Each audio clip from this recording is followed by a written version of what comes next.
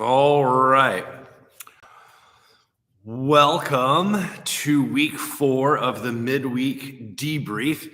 Today, our 3 topics are fear, doubt, and wisdom. So those are kind of us getting ready for this Lenten journey. So Lent starts in February 22nd as we head towards Easter. And so we're actually going to be starting this week in Sunday school. We're going to be getting ready for the Lenten journey and sort of crowdsourcing a bunch of stuff together. It's one of my favorite ways to start a new series is sometimes we do it in Bible study where we'll start on Wednesday nights before it makes its way into the sanctuary on Sunday. And it's a way to pool resources and wisdom and insight experiences to make the presentation better. And so that's what we're going to be doing. John, I wanted to show you this little book I picked up one I thought was very interesting. It's 100 Reasons to Panic About Modern Life. And I love this little book. So I want to talk first about fear and as sort of a launching off point.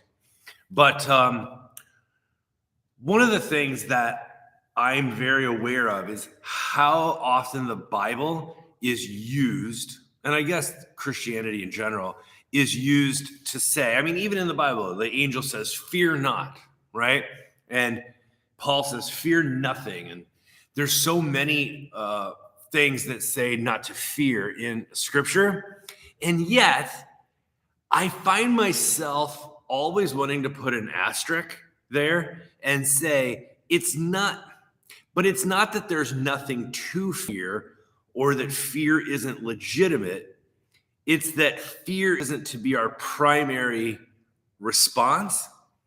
But in our either or binary world, good, bad, black, white, faith is contrasted with fear. And I think that this does us a disservice. So this is like sort of my starting point is I'm very aware that there are things legitimately to be afraid of.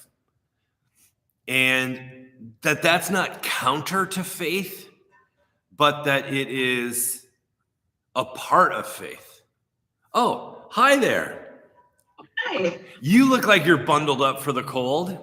It's cold. It is cold.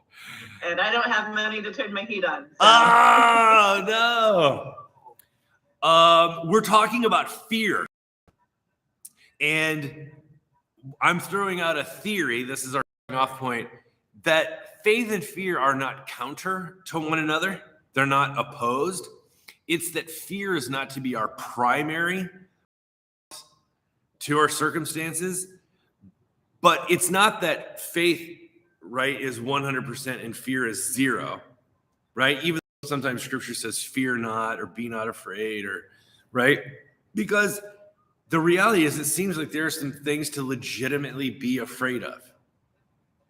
And so I just wanted to throw that out as a starting point to say, do you think if I presented it that way, do you think for the congregation as a whole, they could hear that? Or do you think that is it too confusing?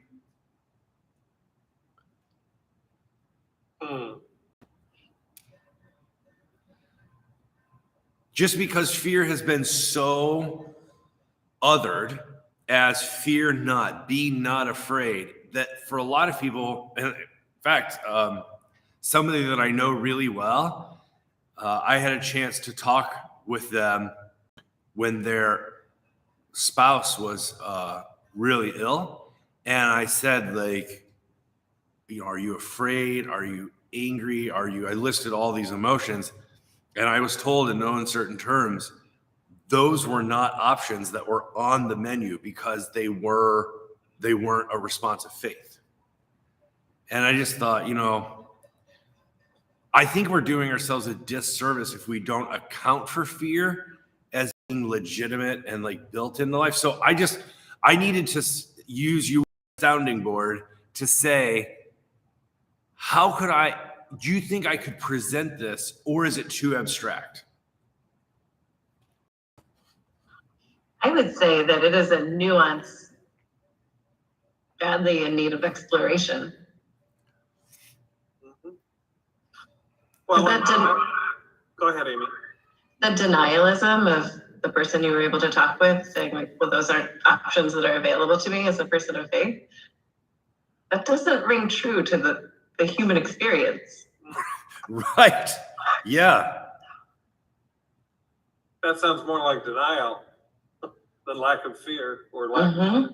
Yeah. And I think, it isn't that fear and faith are opposites on a binary scale. It's that faith allows us to examine our fears and choose to let go of those that are not legitimate. Fear is a great motivator, and we're told that there's so many things to be afraid of, and most of those things are not don't have a direct impact on our lives. So I would say faith is a means of discernment, not the opposite of fear. Holy cow, that's awesome. I'm writing this down. That's so good.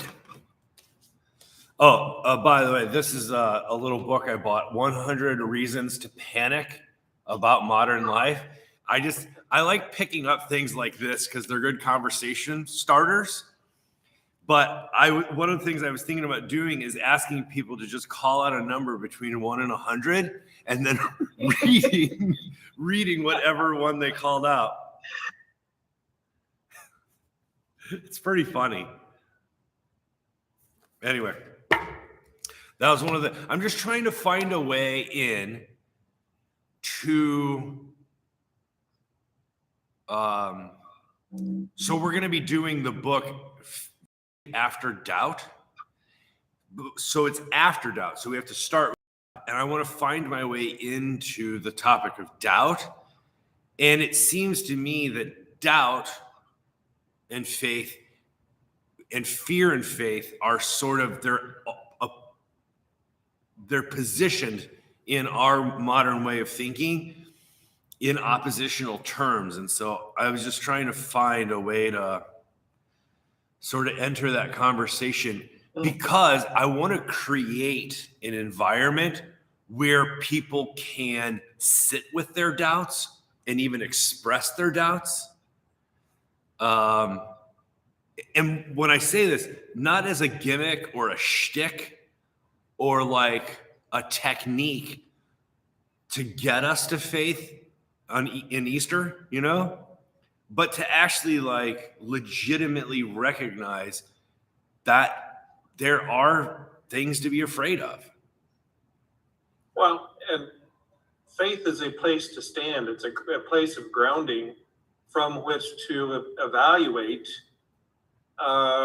aspects of our lives rather than simply reacting to those aspects. Somebody says, be afraid of critical race theory. Well, from a standpoint of faith, I have to sit and say, what is critical race theory, and how does it impact my life? Is that something I need to be afraid of?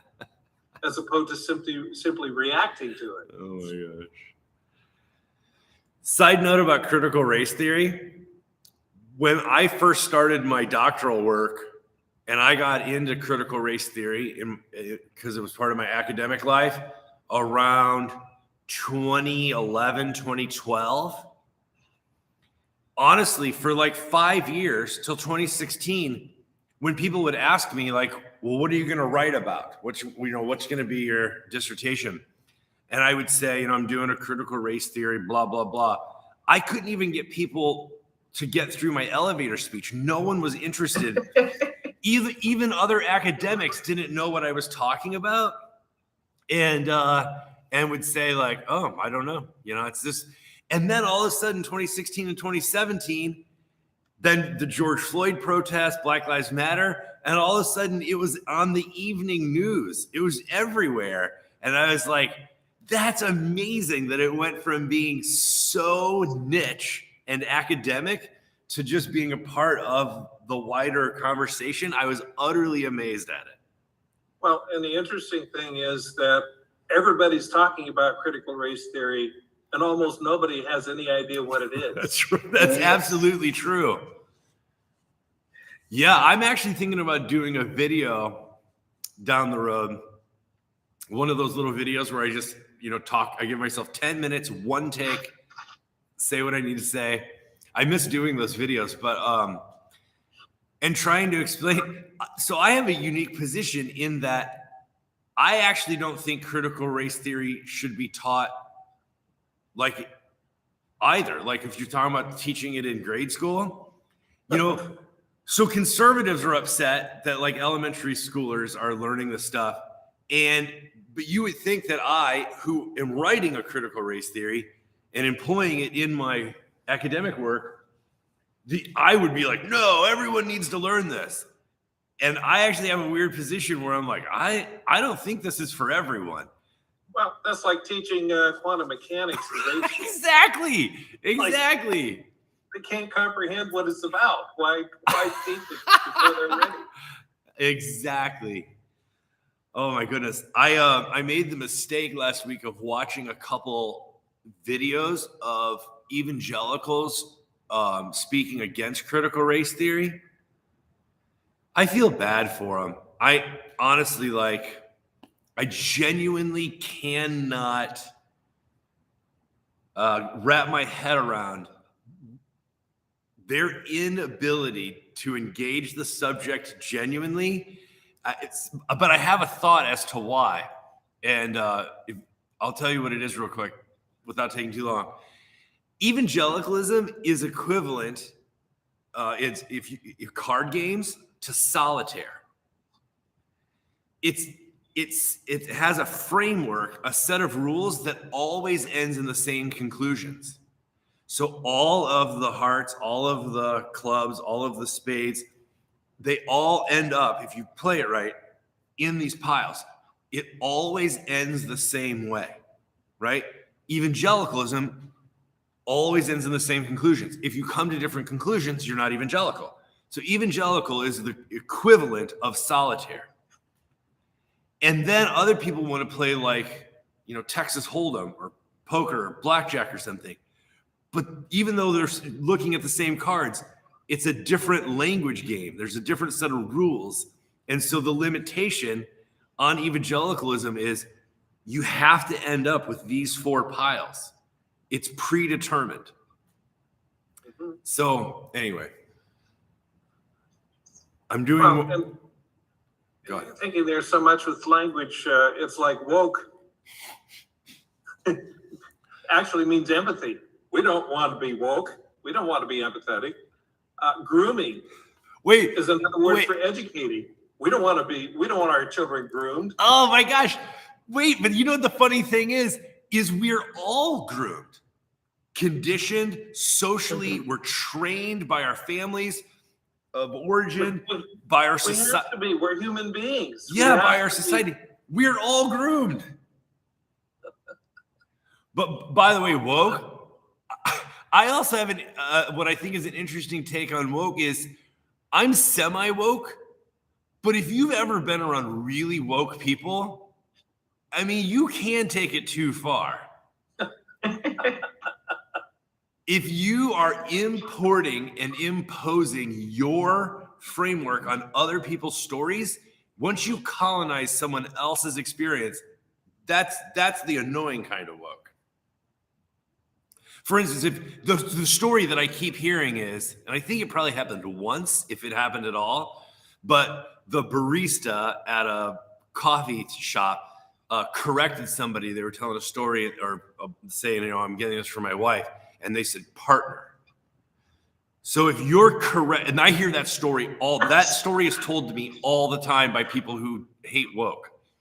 And I think what's happening is, and I don't even know if that story ever really happened, but if you're telling somebody that their civil and religious, relational status with someone else, and you're correcting them on that, right? That's too woke. Yes. All right. So thank you, John and Amy. That was really helpful for talking about fear. So I want to do the same thing with doubt. So if we're going to be talking about faith after doubt, I need to figure out how I'm going to help people not fast forward to faith, but to really enter into doubt. So let me tell you what I can't do, and then I want to figure out what I can do instead. So what I can't do is what my friend Peter Rollins does, which he does a thing called Atheism for Lent. It's a course he does every year with people. And he basically takes that moment on the cross where Jesus feels God forsaken and says, my God, why have you forsaken me? And he takes that as Jesus's temporary atheism and sort of strings it out to become a season, the season of Lent, of entering into that. So that's too far for us congregationally, but I want to do something like that to give people permission to not pretend to doubt, right? And not pretend to turn off the lights so that Easter is brighter. I want them to actually enter into doubt. And so I'm trying to figure out the best way to frame that for them so that I want to legitimize doubt.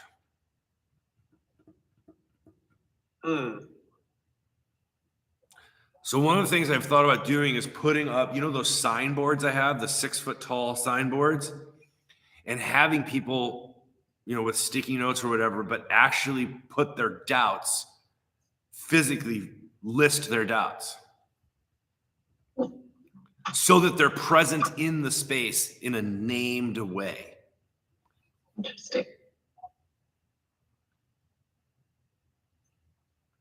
So I guess the question is, what is doubt? Does that mean denial? I don't think so. Does that mean living with uncertainty?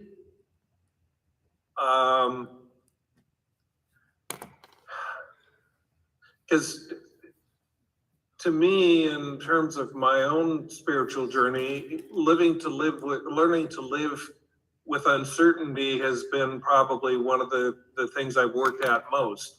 And, quite honestly, I don't know where I'm going to be an hour from now. Mm-hmm. I know where I plan to be an hour from now, but I have no idea what might happen between now and then. Based on past history, I have a reasonably good idea of where I'm going to be, but I have no certainty of where I'm going to be. Mm-hmm.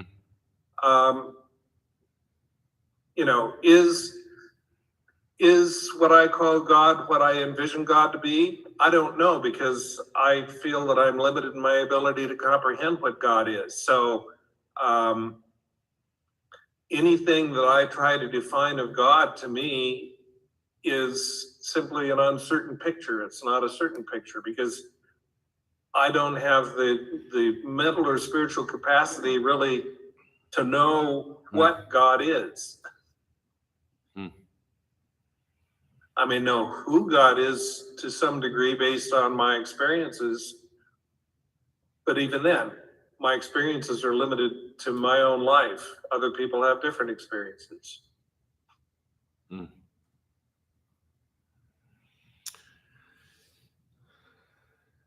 So I think the reason that I'm having trouble committing to a pathway in is because, Rene Descartes gets blamed for what we call foundationalism or fundamentalism by doubting his way down to that which can't be doubted.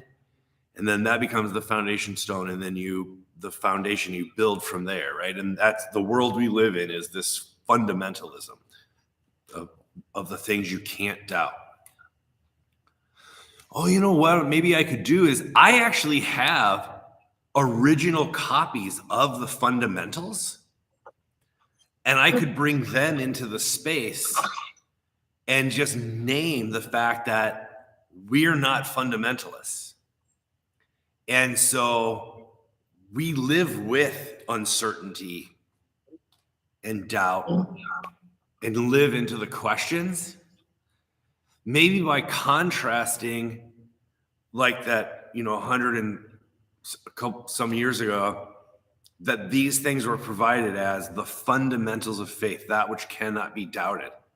And we're going to do something very different from that, which is,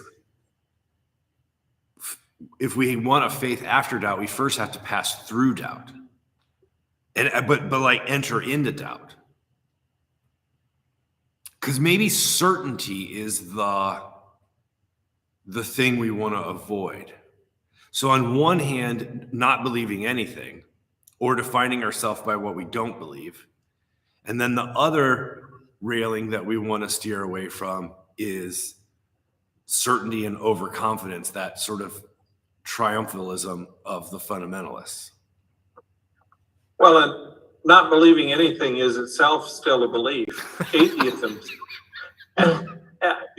atheists who are certain that there is no God are fundamentalists. There's certainty. Yeah. Oops, somebody's joining us here. I need to unblur it. Oh, you can keep it blurry. I haven't got my makeup on. More makeup in years, so. I think you want to avoid certainty. Yeah.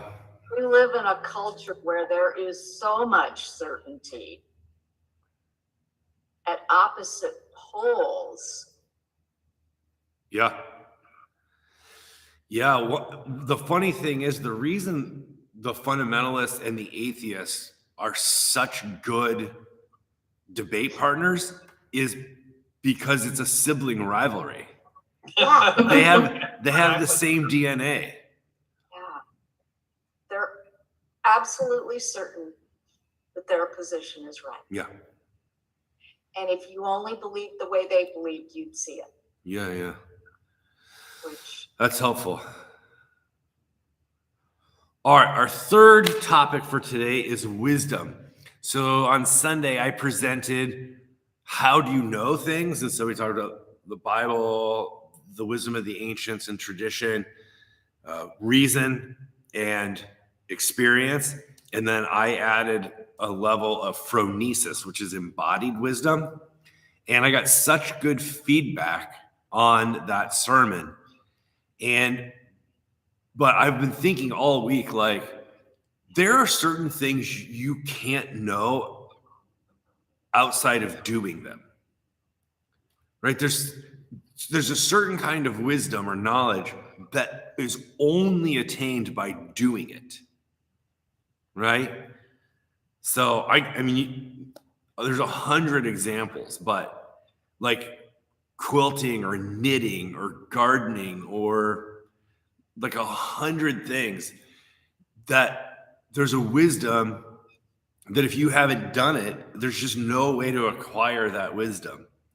And I think this idea, this embodied wisdom, is my favorite thing we ever talk about. So I just didn't know if anybody had any feedback or any other illustrations. I just wanted to sort of throw out there that I'd gotten so much positive feedback on that message Sunday. And so I just thought if anybody wanted to keep talking about it. Well, I just thought of a story that Garrison Keillor once told on his Home Prairie Companion or whatever it was about he learned to swim out of a book, which he was obviously speaking in tongue in cheek. Swimming is a good example. Somebody can tell you ahead of time everything that's going to happen, but until you are trying to keep your head out of the water. Well, and I think the best example is driving a car. Anybody who's ever driven a car knows that when they started out, they have to be very, very conscious of every single thing they did. But after a time, you never think about any of it. You just drive. Once you get to a certain comfort level. I've never gotten to that comfort level. I wasn't going to point the finger, but I was trying to give you an opportunity. John, I drive up against the steering wheel with a death grip on it. I'm the most nervous driver ever. So bad. Oh my gosh. Oh, I wasn't going to out you. Holy cow, that's funny. Nice brother. That was very kind of you. Wow. Thank you. I was trying to think, like, can I say not everyone?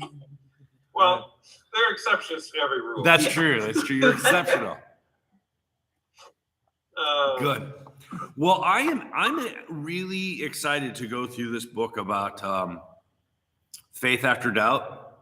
So we're going to start it in Sunday school, and it's going to get a 3-week head start before it migrates upstairs to the sanctuary. But you know what? I think I can tie the wisdom in there, because unless you've ever gone through like a dark night of the soul experience, or you've gone through the desert of criticism and then heard the call from the other side, you know, like Ricoeur talks about, like one of the things, let me say it this way, a knowledge or a wisdom that I have is that there is a faith on the other side of doubt.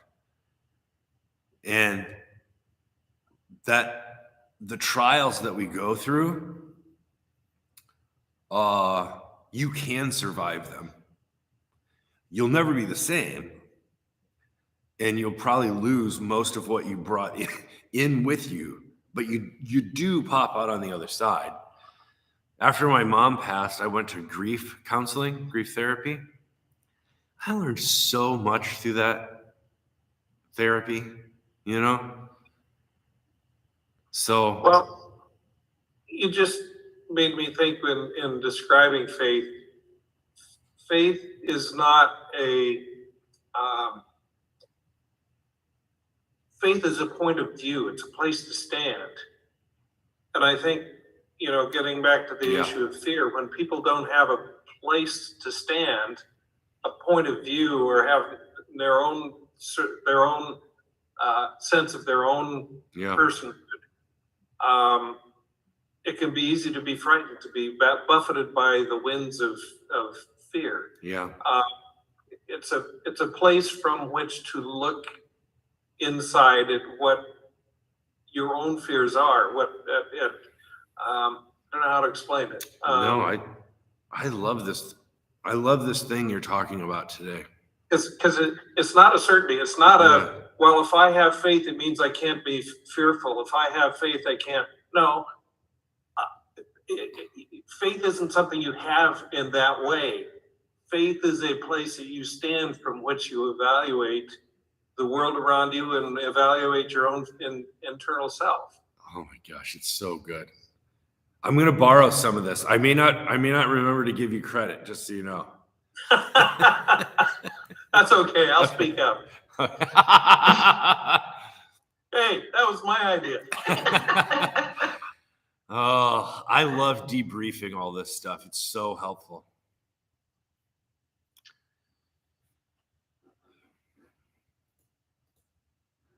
I have a question about the